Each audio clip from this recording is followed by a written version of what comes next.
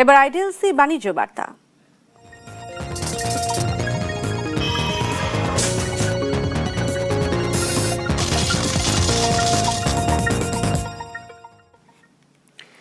চট্টগ্রামের আনোয়ারায় Chinese economy and industrial জোনের ভিত্তিপ্রস্তর স্থাপন করবেন অর্থ ও পরিকল্পনা মন্ত্রী আমির খসরু মাহমুদ চৌধুরী। এ সময় স্বরাষ্ট্রমন্ত্রী সালাউদ্দিন আহমেদও অনুষ্ঠানে উপস্থিত থাকার কথা রয়েছে।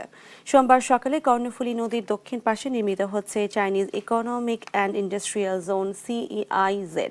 730 একর জমিতে জোনটিতে গার্মেন্টস, জাহাজ নির্মাণ সহ ভারী শিল্প কারখানা স্থগিত হওয়ার কথা রয়েছে, যেখানে বিনিয়োগ হবে $500 মিলিয়ন। সবকিছু ঠিকঠাক থাকলে 2031 সালে পুরোপুরি চালু হবে CEIZ। এটি পূর্ণাঙ্গভাবে চালু হলে 1 লাখ লোকের কর্মসংস্থান হবে বলে আশা সংশ্লিষ্টদের।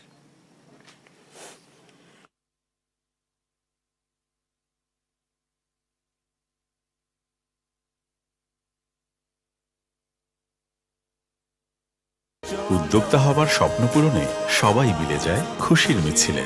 40 বছর ধরে এমন অসংখ্য খুশির মিছিলে ছিল আইডিএলসি, থাকবে আগামীতেও।